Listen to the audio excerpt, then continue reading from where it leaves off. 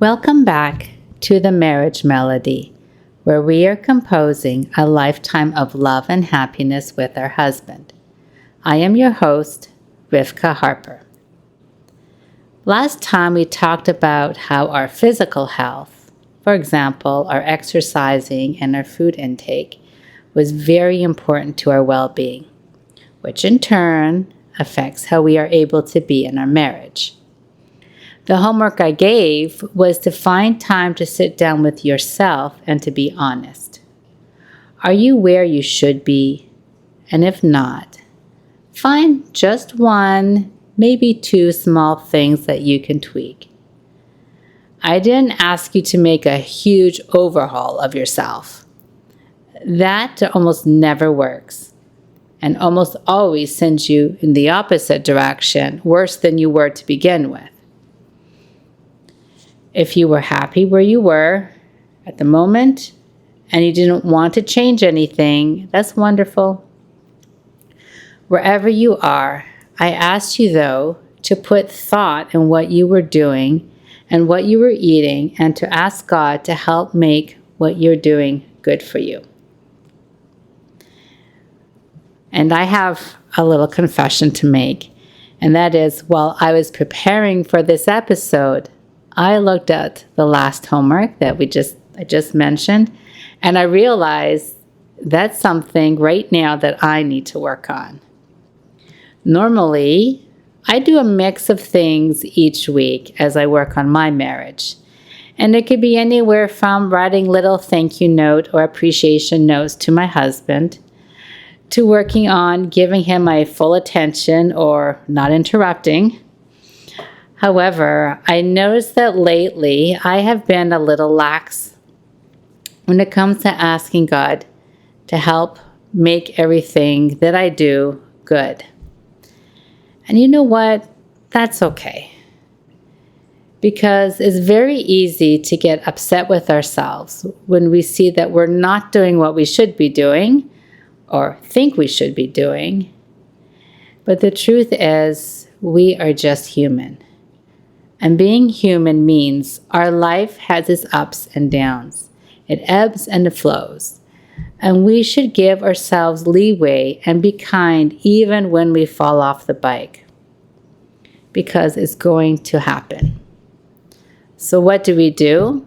We should pick ourselves up, give ourselves a huge hug, and then we can get back on the bike and go forward. Right now, we are going to continue with what we talked about last time and focus on ourselves again. And yes, I know we've talked about self-care before, but it is so important for our own sanity, let alone just our happiness. And it should be obvious that if I'm not at my best, there is no way I can be my best in my marriage. But I know as women, this is not always obvious, and sometimes we need to be explicitly told to do it on a regular basis. You see, we are nurturers, and you can say it's in our DNA.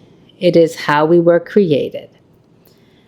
And everyone gives, but women were created with an extra dose of wanting to give. We give to our husband, we give to our children, to our friends and community, and we give of ourselves at work. However, there's one person that usually gets left behind. Do you know who that is? I'm sure you do. We usually forget about ourselves. Well, maybe forget is not the correct word to use, but it's more like we put ourselves on the back burner and are left for last. If there's enough time, I will do something for myself, right? But with that way of thinking, there is never any time. Between work, taking care of our children, taking care of crying children, our husband, the shopping, the cooking, the cleaning, all our time is taken up. Everyone and everything is important, yes, except for us. The thing is, we really want to help. That is how we were created. We like to help. We have to remember the important thing is as follows. For me to be the most helpful, I have to be at my best.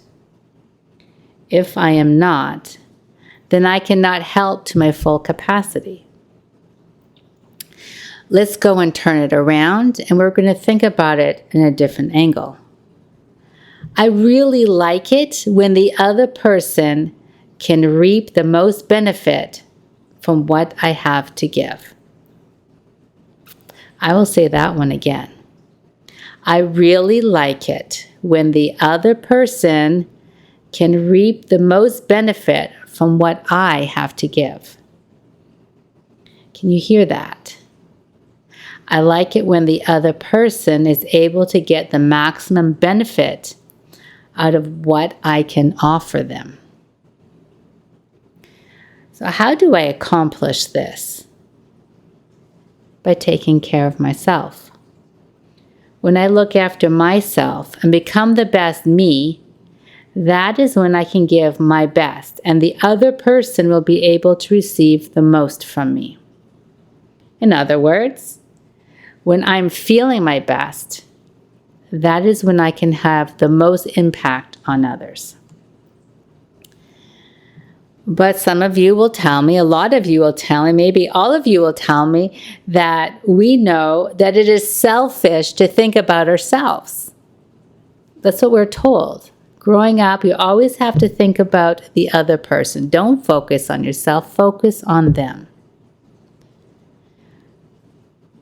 To always focus on yourself is not good. That is correct. But that is not what we're talking about. You want to give and be helpful to the next person. But guess what? You are a person. That's right. That means that when you give to, fill in the blank with your name, you are giving to a person. And when you give to another person, remember that one of the people you need to give to is yourself. So I'm hoping this is starting to make a little bit more sense. To sum it up, I heard this beautiful quote recently. You need to take care of yourself so you can give people the best of you, not what is left of you. And I will say this one again too.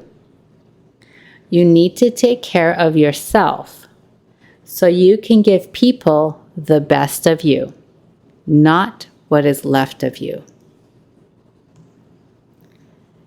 Self-care is the time we use to recharge. Think of your phone. You use your phone all day, and if you don't plug it in at the end of the day, well, guess what?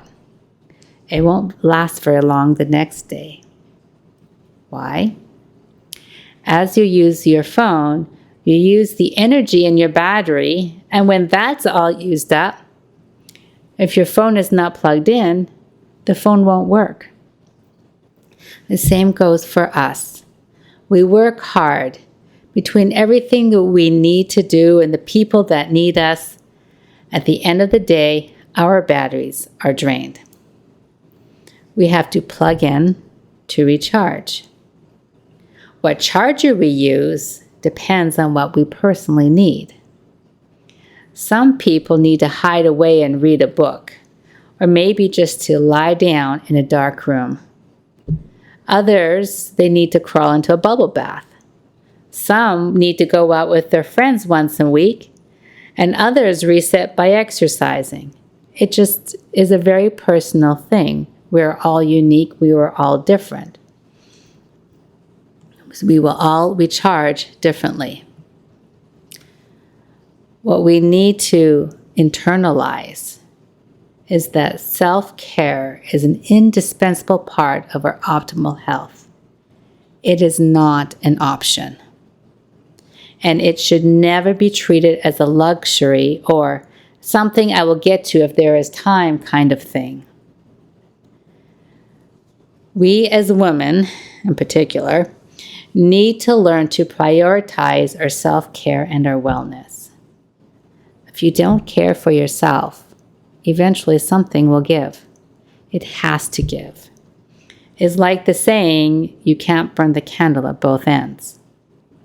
Either you or the ones you love will suffer, or most likely both of you. So the question is not, should you pamper yourself? Because you should. The question is, what do you do to pamper yourself? Do you intentionally plug yourself in to recharge? Or do you try to squeeze it in here and there if you can, because you think that everyone else's needs should get dealt with first? You are important. When you go on an airplane, the flight attendants will tell you that if there is a change in the oxygen pressure, the oxygen mask will come down. And then what do they say? Put your own mask on first before helping others.